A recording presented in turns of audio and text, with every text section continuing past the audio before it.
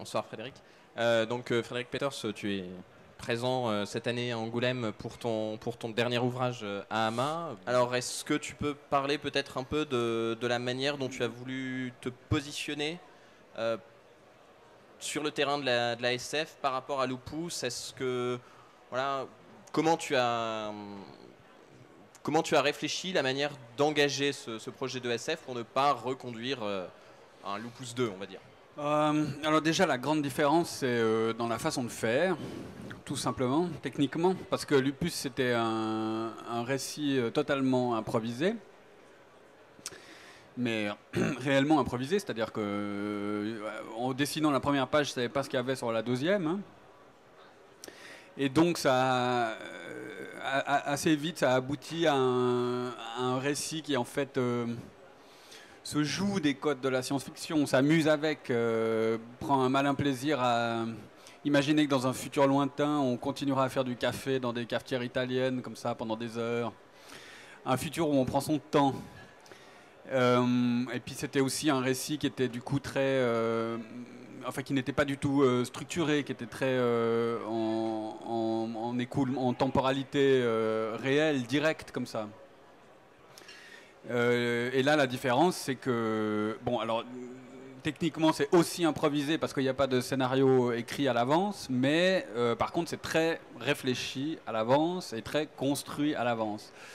Donc là où l'univers futuriste ou technologique dans le premier était volontairement soit absent, soit détourné, il est ici extrêmement réfléchi, construit, pour d'ailleurs mieux le mettre au second plan, en fait. Mais moi, je sais qu'il est là. Et du coup, il transparaît par touche. Alors après, du coup, tout le reste suit. C'est-à-dire, les planches sont plus grandes, le dessin prend plus de temps, il y a plus de texte, il y a plus de... Voilà. C'est juste une espèce de façon beaucoup plus ambitieuse d'aborder le genre. D'accord, alors peut-être on reviendra juste après sur les questions de style. Peut-être dire deux mots de l'histoire, hein, puisque là on a juste posé un cadre très, très général. Donc, récit d'un homme amnésique. Alors le récit commence où c'est le personnage principal se réveille littéralement au milieu de nulle part et n'a aucun souvenir de ce qu'il fait là. Et débarque un singe robot, un robot en forme de singe, qui a d'ailleurs de drôles de jambes humaines, mais on n'en parle même pas au début, et qui va lui donner son propre carnet intime, son propre carnet de voyage du personnage principal. Donc. Et lui va donc se remémorer les 7 jours précédents qui l'ont amené à terminer là, on ne sait pas où ni comment. Et il va découvrir qu'en fait, il est lui-même une espèce de marginal, un peu étrange, qui a pour métier la vente de drôles d'objets étranges qui viennent du passé, que tout le monde a oublié et qu'on appelle des livres. Et... Vous vous rappelez les livres, vous voyez. Et donc, alors pourquoi ce choix de... Au fond, on a un procédé narratif un peu particulier. Hein. Bon, alors du coup, l'amnésie, le personnage amnésique qui essaye d'enquêter à la recherche de son propre passé, c'est une ficelle assez ancienne, basique, assez basique. Alors, du coup, pourquoi ce choix assez singulier? Il n'y a pas d'autres exemples qui me viennent en tête. Il y en a sûrement d'autres, hein, mais de l'homme qui redécouvre son passé, mais sous sa propre plume. Il y a quelque chose d'un peu particulier. C'était ça l'idée. Alors le truc scénaristique, il existe, voilà, que ce soit en littérature ou c'est un ressort de film noir. C'est assez commun dans le film noir.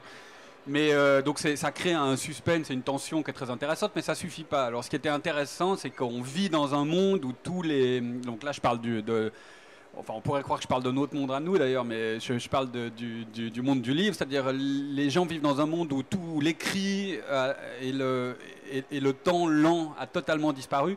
Tous les gens sont connectés de cerveau à cerveau, c'est-à-dire qu'on a supprimé toutes les interfaces, tous les intermédiaires, plus de téléphone, plus de machin, on a tout greffé. Préparez-vous, ça va arriver assez vite. Hein. Économisez parce que ça coûtera cher.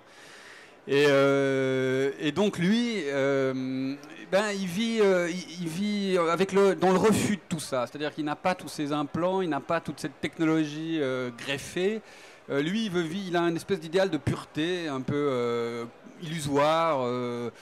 Il s'imagine que la vérité, la vraie vie, elle est dans les livres, elle est dans la relation de personne à personne. Alors c'était intéressant, c'est une espèce de mise en abîme, c'est-à-dire que non seulement il va se remémorer son passé, mais il le fait à travers ses propres écrits. C'est-à-dire que ça n'est pas les écrits de quelqu'un d'autre, c'est sa propre vision de lui-même. Parce qu'il naît, du coup, comme lui, il a le temps de réfléchir, il a le temps de s'analyser, il a le temps de réfléchir à la place qu'il a dans son monde.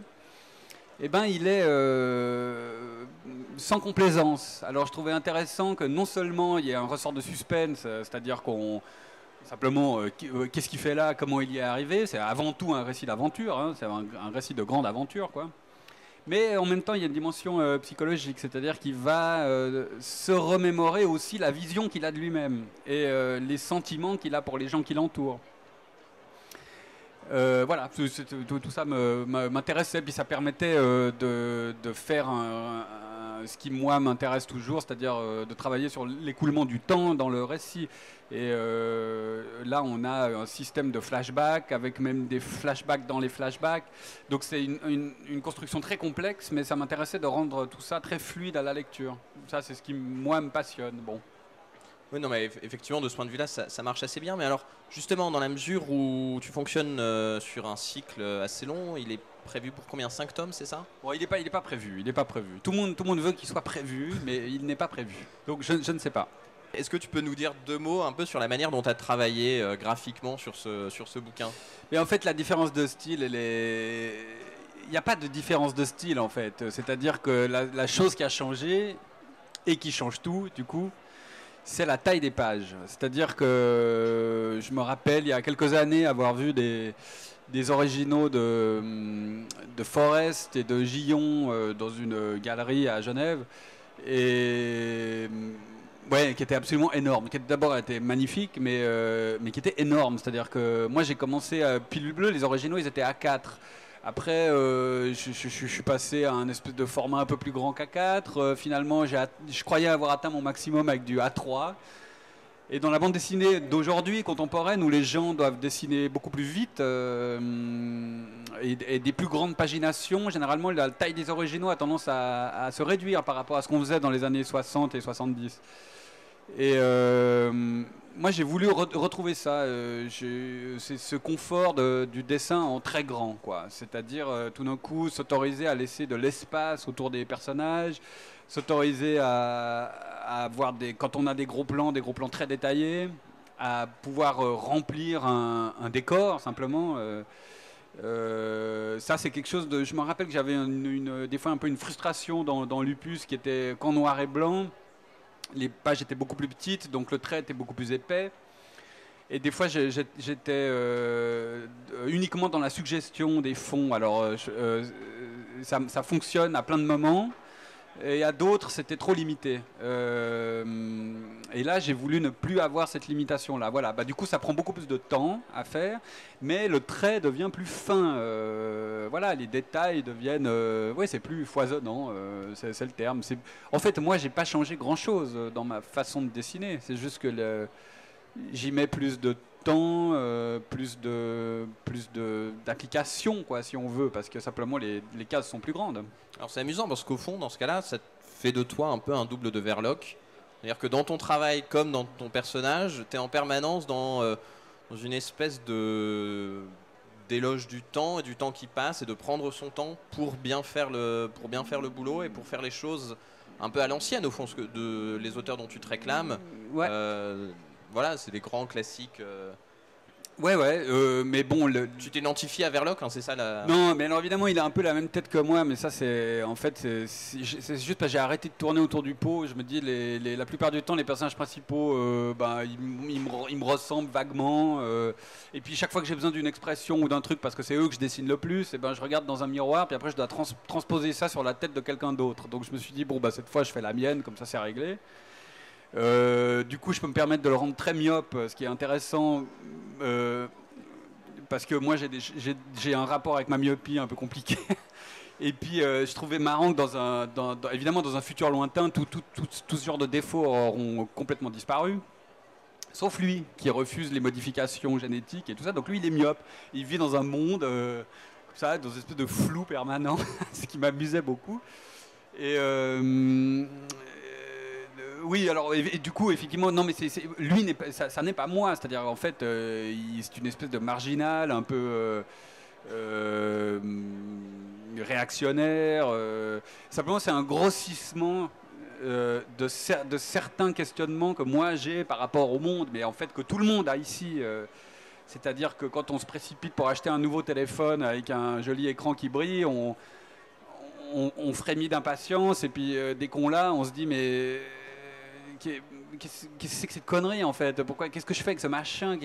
Quel est l'intérêt quoi finalement? Mais puis on se demande pourquoi on l'a acheté surtout, parce qu'on n'en a pas réellement envie ni besoin. Bon voilà, et ça va être de pire en pire, hein, donc parce que évidemment le principe de la science-fiction ensuite c'est de prendre ce genre de questionnements qui sont contemporains puis de les distordre, de les caricaturer en les projetant dans le futur. Et ce qui nous attend assez rapidement, c'est tous les mouvements qui se rattachent à ce qu'on appelle le transhumanisme, c'est-à-dire la modification du corps humain, avec comme but ultime l'immortalité et la santé permanente, et surtout un excellent moyen de contrôle pour faire que les gens continuent à acheter de plus en plus sans réfléchir.